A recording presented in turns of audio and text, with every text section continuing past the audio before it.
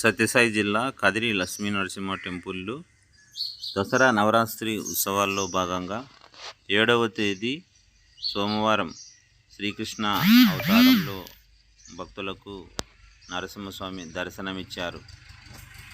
ఈ 5వ రోజు కార్యక్రమంలో భాగంగా జొన్న వీరయ్య వారి కుటుంబ సభ్యులు ఈ కార్యక్రమానికి సహాయ సహకారాలు అందించారు.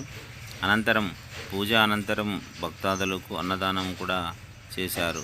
ఆశేష భక్తజనంతో కదిరి లక్ష్మీ నరసింహస్వామి టెంపుల్ కిటకిటలాడింది. ఈ సందర్భంగా లక్ష్మీ రమణ కరుణాభరణ నరమృగ శరీర నరసింహ